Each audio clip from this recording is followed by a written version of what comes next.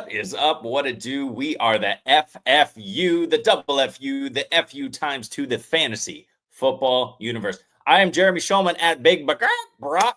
That's at FF_Rebel, but at least that's my hashtag for this week. Brock Purdy far too high. I am joined by my co-host Jesse Moeller at JMoeller05. He needs to come up with a hashtag though before we continue. Maybe we'll get that mid-show and see who he's high on today. We are talking quarterbacks and tight ends. Our week 11 rankings, our far too early rankings here on Wednesday.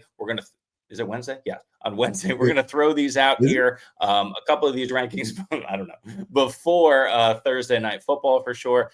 So keep that in mind. This is pre-Thursday night. But then also, we're going to throw these out throughout the entire course of the week. These will change. We'll keep you updated on that as well. But for now, that was a long intro to say what is going on. Jesse, what is going on? How you doing?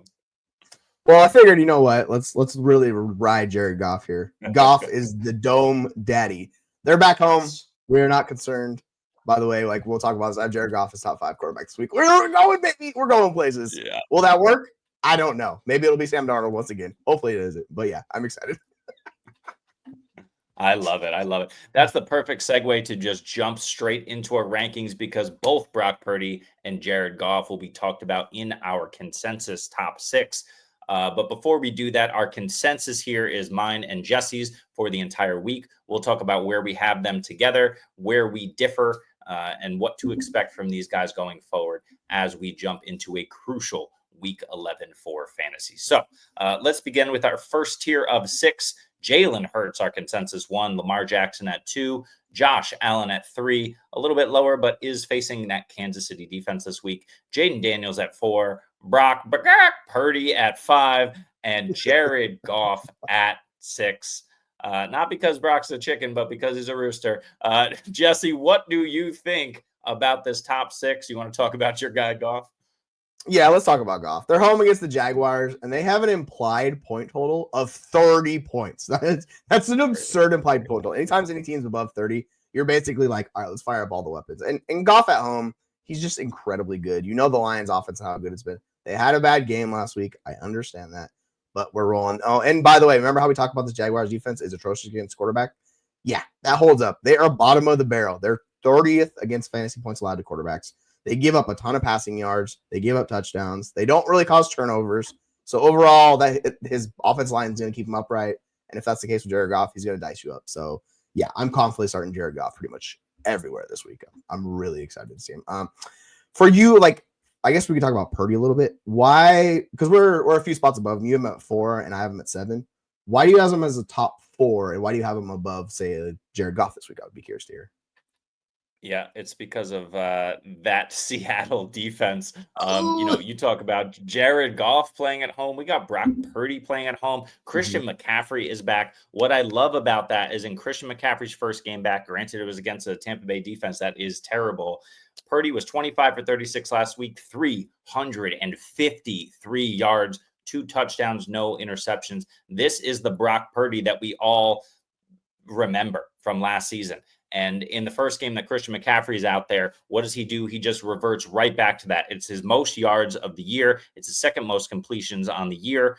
He ties for the most attempts. The offense is way more efficient. And CMC didn't get there, but also CMC, I don't know that he's not 100%, but he's certainly not back in the flow, in his normal flow. That's going to happen as early as this week. Seattle is going to do absolutely nothing to stop this offense and stop Christian McCaffrey. We know that you have to honor the run now, right? Jordan Mason was getting home because they didn't necessarily have to honor the run against him. He's still a good back, but nobody is Christian McCaffrey. Christian McCaffrey's in there. He's utilized in the passing game as well. All of the other weapons, minus Brandon Ayuk, are healthy. This offense is clicking. I think this 353-2 is more the norm for Brock Purdy than it is not for the rest of the season. So, yeah, super high on him in an excellent matchup this week.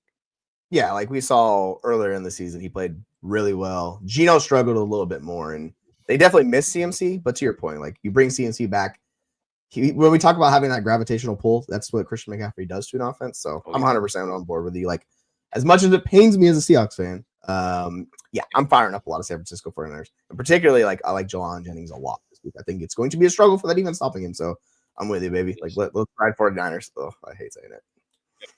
And the final thing about your Seattle Seahawks, what did they do this week? Oh, no big deal. They just released a starting linebacker, a guy, Tyrell Dodson, who's been starting game for them. They said goodbye. We're just going to cut you. So yeah, it's more and more trouble for that Seattle defense. Let's move on. 7 through 12 in our consensus ranks. We have Justin Herbert at 7, Joe Burrow at 8, Russell Wilson at 9. Against Baltimore, baby. I'm talking about him if you're not.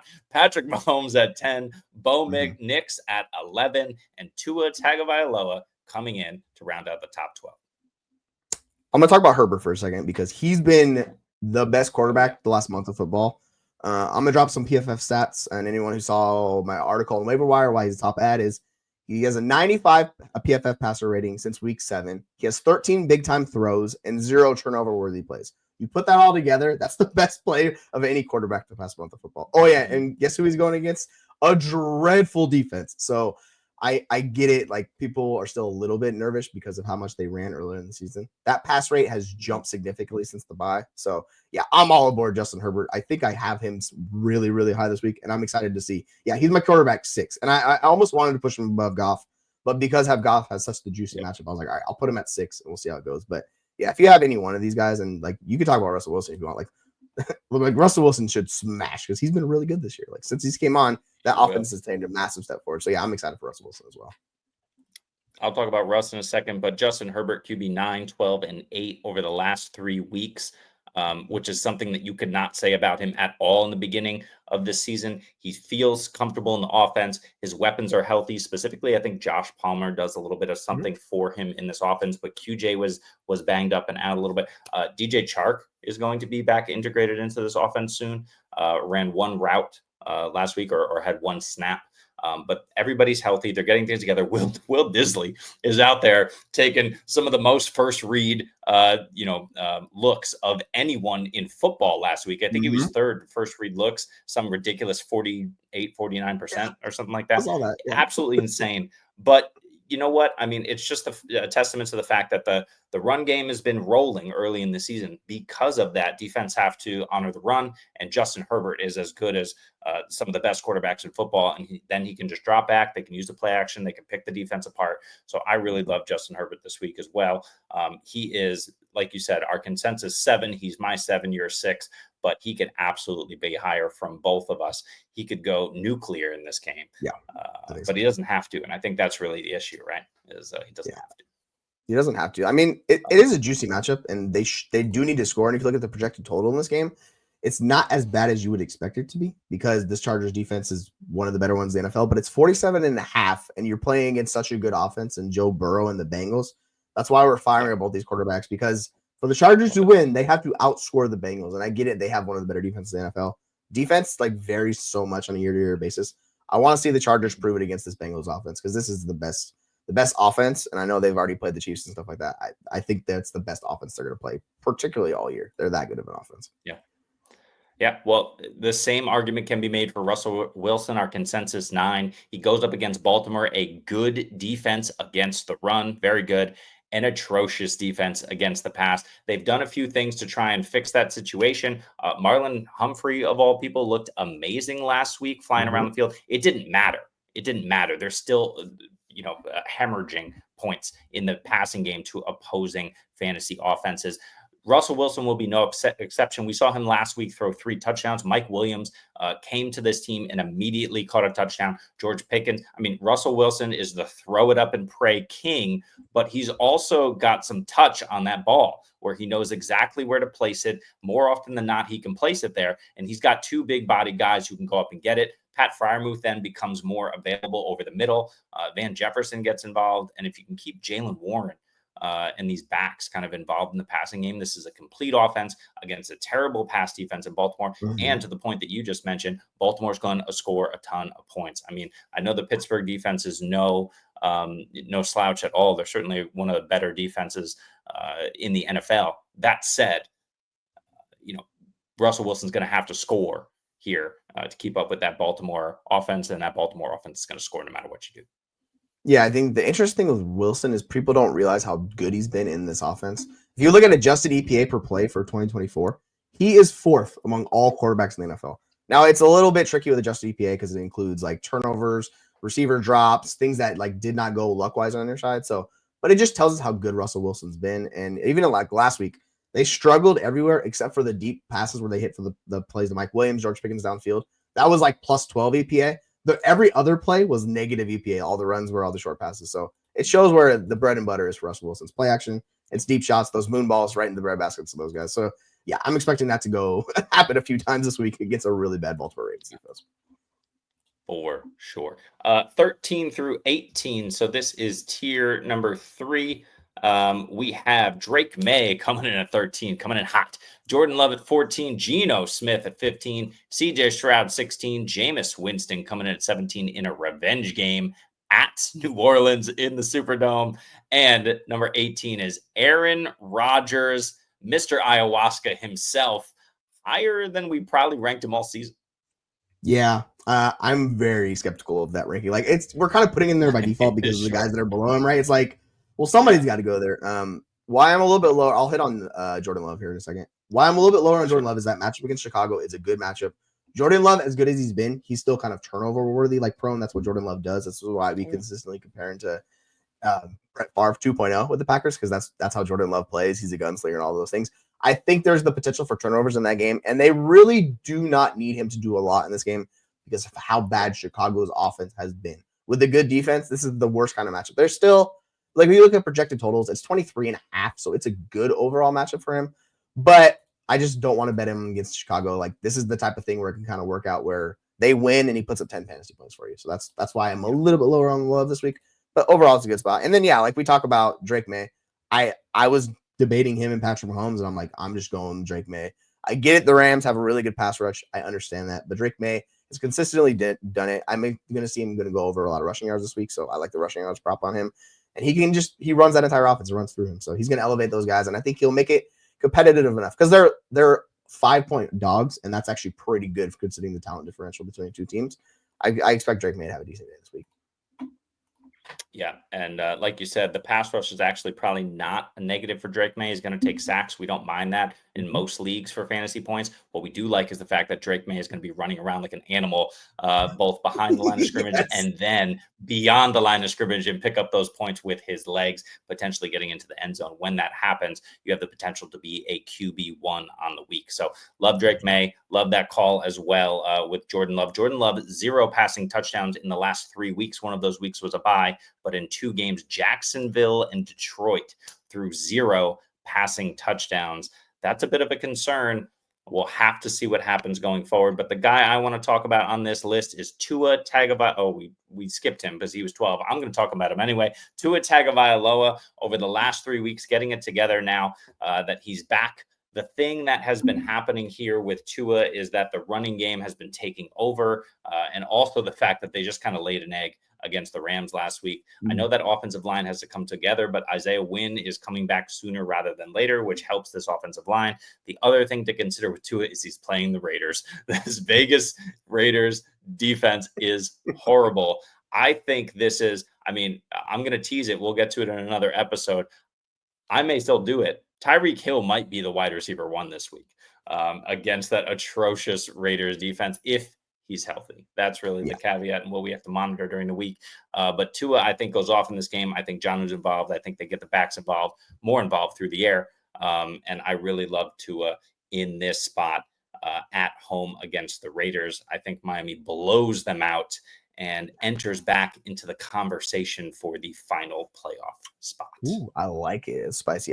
My one concern with that offense is the fact their wide receivers have a combined target share under 50%. They're like the one team in the NFL, and it makes no freaking sense because you have 2 of the best wide receivers in the NFL. So can we please get some Tyreek? Can we get some Waddle? Interestingly enough, they try to feature Waddle, and he's still Devon Achane had more targets than him. So go. Who knows what's going on with Jalen Waddle this year? But yeah, the Raiders defense is so bad. I think they don't have to rely on him in this game. I want to see it though, because like Tua was better than Stafford last week. I'm expecting him to be very good this week. I think I'm at 15. You have him 11, so you're a little bit higher than me. But yeah, I'm happy to start Tua against the Raiders defense because it's a really good projected total for them. You know what you're going to get. They're one of the highest scoring teams. they have a really they're favored by basically 8 points in this game. So we're expecting Miami to control the tempo throughout. And this is the type of game where you let Tua do his thing, right? You're not expecting the Raiders to get home in the pass rush, and you should be fine. So just don't like ram with your head. Please don't do that again, Tua. We don't want to see you tackling with your head or anything like that. Just play smart, Tua. That's all I'm saying. Don't do it anymore, please. Crazy.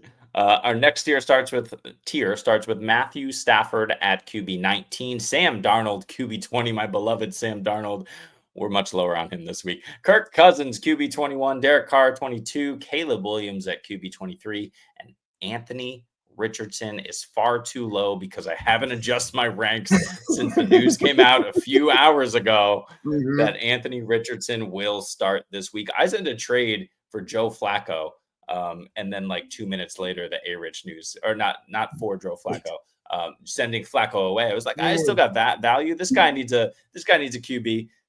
2 minutes later, the news drops. I'm like, he probably thinks I was trying to get one over on him. That's brutal. That's just sometime timing, right? Flacco's dead. Yeah. It's like when it initially happened when they went to Flacco, I was like, what the hell are the Colts doing? Like, I get it, but man. And then we saw the two really bad matchups for Flacco because they're both good against underneath coverages. And it's like, oh, let's fire him up against the Vikings. Let's do that. Let's go to this next game. I'm like, no, don't do this. Is a terrible performance. You don't want to do that. We'll see. They're playing the Jets this week. So I'm curious to see if Anthony Richardson, who by the way has like completing 44% of his passes, can we fix that? Like we got to get better. Like we can't have that. Crazy. It's crazy. So I want to see them get him out on the move more, let him run more, kind of just open up stuff for him because that's how he's going to succeed in the NFL. So let's let him run against this Jets defense, which can be had. I know they have the name cachet, but like this Jets defense is not the team it was last year or the year before. So with Richardson, it's super boom bust. But like we're talking about guys like Caleb Williams, who's just been atrocious this year. He's been one of the worst quarterbacks in the NFL, which pour one out for Caleb. That needs to get figured out. Derek Carr against Cleveland. That's a tough matchup. Kirk Cousins against Denver. We just saw what Denver did to Mahomes. Like this is the tough range of quarterbacks. So if you want to go like Anthony Richardson above all those guys, I 100% buy it. This might be some of my bias talking where I'm still in on Anthony Richardson. So yeah, the offense needs to figure it out. I'm looking at their like projected total. It's only 20 points in this game. So this is the Anthony Richardson effect, and it does probably impact Downs. We'll talk about Downs on the next show, but overall, not a fun range of quarterbacks to be. We'll just say that. Yep. Well, and I agree with you. Anthony Richardson, I moved him up just now to my QB 22, so he's above Carr and Caleb, like you just mentioned as well. We'll see. We'll see how that shakes out throughout the course of the week. The guy I want to talk about and the guy that my bias is going to continue to talk about is Sam Darnold. He's far too low in the ranks. I have my QB 19 at the moment. Terrible game last week against Jacksonville, who's looked better on defense now that Olakun has come. Olakun.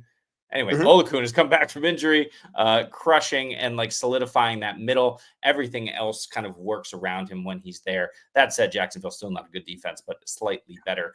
But Sam Darnold threw 3 interceptions at the goal line or in the end zone last week. That's not going to happen. Otherwise, he had a relatively good day, although that's a terrible day. Tennessee, presumably again without L'Jarius Sneed. We'll see how that shakes out. But Tennessee should not be as difficult of a matchup for him in the way that he's throwing a ton of interceptions into the end zone. So I think that normalizes. They figure it out. Kevin O'Connell knows that he can't be letting Darnold sling it all over the yard. We know that Aaron Jones or Cam Akers, whoever's, based on health and whoever gets the nod there this week, is going to be running the football, but we need to be throwing the football to Justin Jefferson and TJ Hockenson, especially in the red zone, to succeed. This will happen more often than not, and Sam Darnold will get back to his ways here. I'm not concerned about the Tennessee defense. I am a little concerned that Tennessee offense is terrible and won't be able to score any points. Yeah, that's the thing. Like the regression has happened for Darnold. Early in the season, he was just firing off touchdown passes on very minimum attempts. It's kind of gone too far the other way. Like last week, you're talking about. Yeah. There should have been a couple touchdowns in there. They turned it into interceptions. So that's how you flip a good game and turn it into a bad game for him. But yeah, like Tennessee's defense is their one strength. And we saw this against the Patriots. Like they were the best unit on the field, the best defense, best offense, all that fun stuff. So I'm curious to see how they match up with this Vikings offense with their line. It's still a little injured, but they traded for Cam Robinson. It's a little bit better. So we'll see if he can hold up and get some of those touchdowns. But like with all those quarterbacks in this range, you just need a touchdown. So you know what? Find Justin Jefferson, find TJ Hockenson. You'll be in a good business if you do it. That's it. We'll see what happens. Let's talk about the rest of these QBs here. Our QB 25 is Mac Jones. Good Lord. Mac Jones is back in our lives. Our QB 26 is no longer Joe Flacco. We will excise him from this list completely. Will Levis at 27. Cooper Rush for some reason at 28. Gardner Minshew. We can't seem to put him anywhere but last on these lists. 29. Then you got Trey Lance, Desmond Ridder, if you want to talk about those two guys. Give me one of these guys who, if you gun to your head, you have to start this week. I mean, it's real tough because like you're talking about all the guys below 20 projected points on offense this week. So it's just basically like, all right, who are you bullish on? And I will say Mac Jones could get there against this Detroit defense, but even with Aiden Hutchinson gone, this defense is still a terror. If you look at EPA ratings and like their completion or QB ratings allowed to against the corners, it's still really good. It's just they're one of the highest pass funnel defenses in the NFL. So Mac Jones is gonna have a ton of pass steps in this game because Jacksonville's going to trail consistently. It's rough. I don't know really who else you really want to play. If any of these guys, you could do, I guess you could do Jones. You could talk yourself into maybe Will Levis against Minnesota, but we saw that. Like you want to take that one, like feel free. That's all you. I'll let you take it. No, I don't want to take it, but what I will say is that Will Levis against the Chargers put up damn near 20 fantasy points last week through two nice balls to Calvin Ridley, one particular nice ball in the end zone to Calvin Ridley. He looked more under control. He looked like he knew what he was doing. He was still, getting sacked left and right, and this Chargers defense was doing whatever they wanted with him. But that said, I think it could have been a lot worse, and it has been a lot worse for Will Levis. So it's possible that he's turned a corner and not doing the bonehead things that completely destroy this team. And maybe he can continue to get you multiple touchdowns each week. But yeah, I don't want to start any of these guys. So let's not talk about quarterbacks anymore at all. And instead, let's move to our tight end rankings. We'll do the tight end PPR rankings here, just so we kind of have a good consensus and can understand a little bit about what we're expecting these guys to do from a pass catching standpoint. We have Travis Kelce at 1, George Kittle at 2, David Njoku at 3, Brock Bowers 4, Evan Ingram, I hate it, but I guess we got to do it at 5, and TJ Hawkinson at 6. What do you like here, Justin? Ingram actually worries me against Detroit. They've been really good against tight ends. So I wanted to knock him. It's just really hard to knock him at a certain point because we saw the issues with Mac Jones and the inability really to get Brian Thomas Jr. going. I think that's going to be a continuing trend for this offense where Evan Ingram is basically kind of a PPR scam version of a tight end. Like he's just going to get a lot of early dump offs, a lot of short stuff. You're going to have to do the yak on top of it. What I do like, obviously, is our guys, Travis Kelce, George Kittle against Seattle. Like we saw him do this last time they played Seahawks. He had big broken plays. He's going to do it again. He's a yak monster. He's always been that guy. So I really like George Kittle. I'm probably going to put him above Kelce the more I think about it. But those two guys seem like the clear top. You got Brock Bowers coming back off the bye week against Miami. You could really do any of these guys. And, I can't leave my guy David Njoku out there. What I want to see when Njoku is the target share has been down lower than I thought it was going to be these last couple of games. So I'm curious to see if that balances out. But obviously Cedric Tillman's like the guy there. We'll see if Njoku could be the second option instead of like Elijah Moore, one of those guys. If that's the case against the depleted Saints defense, you know me. You don't have to talk me into featuring David Njoku. I love me some David Njoku. So yeah, we'll ride with King Njoku once again. I will say the last couple of weeks for Njoku, he played Baltimore. We know they're stout in the middle at linebacker and safety, and then he played the Chargers. Kind of same situation for them as well. They can be beaten elsewhere. Now he's going to play New Orleans, and even though what's his name in New Orleans, the ageless wonder in the middle of that defense. Oh, what is that? I'm thinking on too. We'll figure it out. I can't think What's of his it. name? Maybe I was thinking Levante, but it doesn't matter. New Orleans is a team that typically, aside from last week, because they played very well last week after they kicked Dennis Allen to the curb. But New Orleans has really you've been able to beat their linebackers. You've been able to beat their safeties. Tyrann Mathieu is back there. They're not exactly rolling out the cream of the crop in this day and age in the NFL. So it's going to be an easier situation for David Njoku. But then he gets Pittsburgh, Denver, Pittsburgh. So it's going to be rough for him after this. But David Njoku this week, I think, gets back to his normal ways. But 7, 14, 7, and 7 targets over the last month. I think he approaches, if not hits, double-digit targets in this one. I think you can confidently roll him out. Yeah, I like that. I think it's the get right game for Njoku. So we're rolling, baby. 100%. Let's move on to 7 through 12 in our tight end ranks. Mark Andrews, quite clearly number 7 from both of us. Tucker Krafft at 8. Sam Laporta somehow at 9, but it is Jacksonville. Kyle Pitts at 10. Hunter Henry 11. And Dallas Goedert creeping into the top 12. If he plays, should play. We'll see. What do you like here, Justin? I will say I'm very curious with Goddard and why I'm lower. Oh, and by the way, we just got Aaron's rankings just dropped on the site, so now it's all 3 of us. Yeah, like Goddard, I'm just worried about that injury, so that's why I'm lower on him. Consensus, I have him at 15 compared to you guys. As much as I like Tucker Krafft, we're kind of putting in there by default, but I'll talk about Mark Andrews. Mark Andrews got the routes run and everything we were looking for last week, right? He finally got, because he's been running so hot on touchdowns, it's insane. Like his touchdowns, he's been getting 1 a game, and that's been kind of carrying him.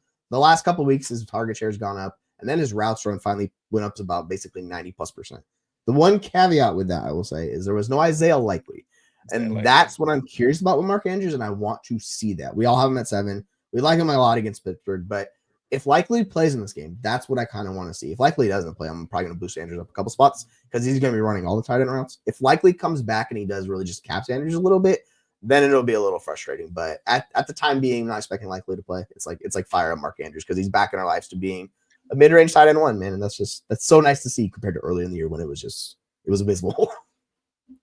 100%. And I get the Likely argument. I think for me, the issue is Likely hasn't really seen, certainly over the last month, and for most games, we know he had that week 1 blow up, but he usually doesn't see more than 4 targets in a game. I know he's out there. I know he's running the routes. I know he's taking coverage and always option, but he's only getting 4 targets, right? So that shouldn't really eat into Mark Andrews' production. I know we saw it do that in the beginning of the year, but we also saw Mark Andrews hobbling around as a shell of himself in the beginning of the year as well. If you watch him in the last 2 weeks, especially last week, he looks 90, 95, even 100% Mark Andrews out there running the routes, jumping up, catching those jump balls in the red zone and the end zone. He looks like he is back. I know he's been living off touchdowns. I think this is a trend that continues upward. He's a great buy, and I think 7 might even be too low for him this week. He is going to crush in my estimation. You have to continue to fire up Mark Andrews weekly. The other guy I want to talk about is Tucker Krafft. We'll have to see what happens here. We know it's the crowded pass catcher room in Green Bay. Everybody's healthy. Everybody's available. But what's nice is that Josh Jacobs is 1 week is featured in the passing game. The other week he gets nothing. So we'll have to see how all of this operates. But I do love the fact that they're playing Chicago. Chicago, we know that their strength is that secondary and their corners when healthy.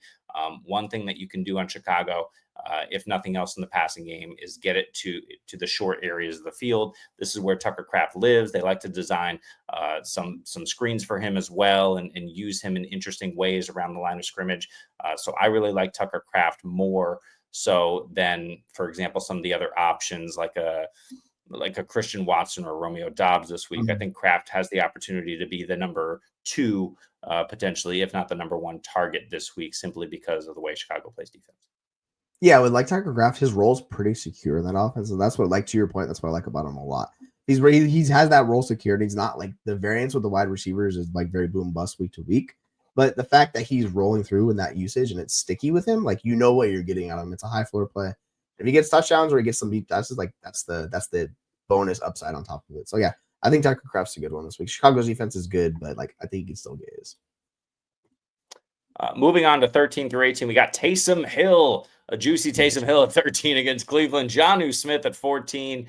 He continues to be a part of our fantasy lives. Mike Gesicki at 15. Will Disley all the way up to 16 because I am low on him at 20 or else he'd be higher. You're welcome, community. Dawson Knox at 17 and Jake Ferguson far too high, I think, at 18 because I'm too high on him at 16. You're welcome again, community. Maybe apologies. Mea culpa, community, on Jake Ferguson. Jesse, who do you want to talk about here? Let's talk about Taysom. So they have no wide receivers, and this is why MVS is becoming a thing all of a sudden. Because they have the GOAT. Like when we're talking about Mason Tipton as a potential guy you're playing in fantasy, you know you have no wide receivers. So Taysom Hill saw the highest routes run he had all season. It was 60% of routes run. That's going to continue because Olave's not going to be back. The other guys are still injured. Sheeds out for the year, right? So him running all those routes is actually a good thing for Taysom Hill. It gives him a higher floor because his usage is better. So moving forward, if he's still getting that 60% plus routes run from Taysom Hill, and then you get the goal line usage of your own Jamal Williams. Oh, and by the way, last week he had an 88-yard touchdown called back on a hold. So if that play is not called back, he has a monster game and he's top 5 tight end. So I think with Taysom Hill, you always want to shoot the upside shot, and I'm going to go in there. And then just to talk about Jonnu Smith for a second. Here's a fun stat that I found. So if we want to look at the receiving yards and stuff for the Miami Dolphins, Jalen Waddle, 44 targets, 31 receptions, 367 yards, touchdown. Jonnu Smith, 44 targets, 33 receptions, 347 yards. So, yeah, that shows you how involved Jonnu's been in this offense. I don't know. Mike McDaniels really in his own bag down there. He loves some Jonnu Smith. It's like worse than when Arthur Smith loved Jonnu Smith. So, I guess Jonnu Smith, he's just a good overall player. So, as long as that usage holds up, because I think he was second in target share last week behind Devon Achane. So, it's, you know what you get out of Jonnu Smith, man. It's just it's a nice foreplay, and he can get it right and do for you. So, yeah, I like actually both those guys this week. He's my tight end 12 this week. There's it's a problem. Real quick, Will Dissly, we talked about him earlier having the ridiculous first read target share in Los Angeles. 11, 7, 3, and 6 targets over the last month. Will Dissly is Mr. Necessary in this offense. He has yet to score a touchdown. If Will Dissly can score a touchdown against this Cincinnati Bengals pass defense, which you know what he can, if he can manage to get in the end zone, he's going to have a very big day. I think it's interesting to fire him up. He's somebody you could probably grab off waivers. Hopefully he did it yesterday because he was a hot name, and then plug and play immediately this week. The other guy is Jake Ferguson. He's a little too high in our ranks, but he's probably the only guy in that Dallas passing game that you can trust in terms of volume. I know they're going to try to get it to CD Lamb more often than anyone else. Will they be able to? They proved that they could get it to CD Lamb, but only if he's like 5 yards from the line of scrimmage, right? That's really where I think he had like 5 receptions for 21 yards or something stupid last week. Jake Ferguson is a guy, only 24 yards, but he led the team in receiving yards last week. And he's an option where at least he's a bigger body guy. He can catch, turn, and run upfield. And of course, who else are you going to look to in the end zone, in the red zone? And Houston should not be as difficult of a matchup as Philly was last week for them, even though Houston's no slouch on defense themselves. And Will Anderson hopefully is back. Yeah, it's interesting with Jake Ferguson. Like, the usage is there. It's just, man, that quarterback play is abysmal. Like, it's not the best usage. He's at like 70% of routes run. So we really want to see him pushing 80 plus. But the thing is, like, I just don't think they trust the offensive line. And that means they're really just keeping it tight. They're doing a lot of max protect type stuff to kind of keep Cooper Rush upright. And then they roll out Trey Lance. And if we talked about this before, if you're rolling Trey Lance at quarterback, like, not even CD Lamb can survive that. So as much as it was fun to talk about Trey Lance, like, yeah, you just keep Trey Lance keep him on the bench. We don't want to see you anymore. So hopefully it can work out for Jake Ferguson in this range of tight ends. Yeah, like outside of Jonnu or Taysom. And if you're in that range and you're looking for a guy, like, you can do it with Ferguson. It sounds gross, but like I understand it. It's just kind of like you hope it works out for you. It's so ugly, man. I had a team. This is my home dynasty league. Jalen Waddle hasn't been performing, but of course, I'm in second place. I'm 16-4, second in points scored, looking good. Dak, CD, Jake Ferguson all on the same team. And so everybody is wiped out. We're hanging on for dear life here. Deontay Johnson was a thing. I mean, the team's still very good, but good Lord, it's rough. The upside is gone. Anyway, let's move on and talk about the tight ends nobody wants to talk about. We got Zach Ertz at tight end 19. Pat Freiermuth far too low at tight end 20, but he's going against Baltimore. Dalton Schultz, 21. Cole Kmet at 22. Tyler Conklin at 23. And then whoever you want, whatever other name you want to put in the tight end 24 bag. I think the one name that we have to talk about here as well is Dalton Kincaid in case he plays against KC. Yeah. He's got a phenomenal matchup, but we are phenomenally low on him. Let's just mention that first, Jesse, before we talk about these other guys. Do we just not think Dalton Kincaid's going to play? Yeah, he didn't practice today, so this is Wednesday when this came out. That's why I forgot to talk about Dawson Knox. That was my fault. I have a tight end 13, so I am very much in on Dawson Knox. Yep. If we look back to the 2 years before Dalton Kincaid got there, Dawson Knox was a tight end 14 and tight end 8. He had over 50 receptions a year, over 500 yards each of those years. He had like 9 and 6 touchdowns. he's a solid touchdown, like a touchdown dependent, like high floor tight end, not the ceiling tight end, but like we've seen it with Josh Allen, man. If you have him, I would go pick him up because I'm expecting Dalton Kincaid to be out. And I've seen a lot of waivers. People really didn't invest in him when the waivers came. Like I was one of the few people going out and getting him. There was no other bids made on him. So I was like, I guess people think Kincaid's going to play. So yeah, I think he's a really good option in this range if you're looking, because unfortunately with them on the buy-in week this next week, they're probably just going to keep him healthy. Because like why force Kincaid on the field when I think they're like 8-2, right? Like why force him on the field when you don't need him and you can let him rest, come back, be healthy for the playoffs, because as good as it is right now, you do not want to lose Dalton Kincaid. He's a really good receiving tight end. It has not worked out, but he's a very good player, so they don't want to lose him. The other guys in this range, I guess, like I'll stand for Cole Kmet. It has been really bad the last couple weeks for Cole Kmet, but his usage is still there. What is interesting, because they're moving on from the offensive coordinator. Thank you for that one. See ya. Jeez. No more Shane Waldron in our last out. Cole Kmet ran 80% of routes last week, which is what we were looking for tight ends. Obviously, the target share has been down. I want to see this week moving forward against the defense that can be had. If he's going to be used kind of what he was doing like earlier in the year, because they're more like the most consistent player they had in that offense for a few weeks. So in this range of players we're talking about, like, do you really want to do Tyler Conklin against Indy? I mean, you can. You want to do Dalton Schultz against Dallas? It's like it's tough. So I'll say Komet. Freiermuth's kind of a similar thing, right? And then Ertz, I think we're probably a little bit too low on Ertz because he's old. He's not sexy. Yeah, all he does is just get receptions and fall down. He's like Tyler Lockett at tight end. So kind of is what it is with him. And that's it's not the best, but Jaden Daniels, I'm fine with playing him if you have to. Yeah, and one other name I'll throw out there is Noah Fant. Noah Fant is interesting if he plays. Still dealing with the injury.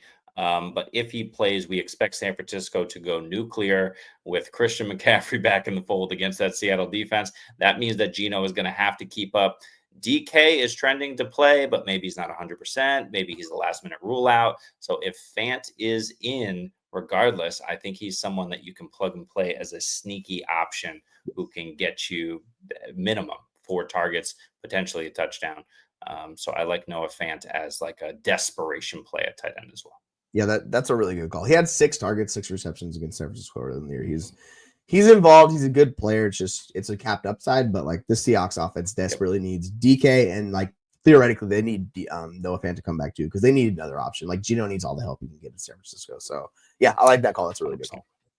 Yeah, sweet.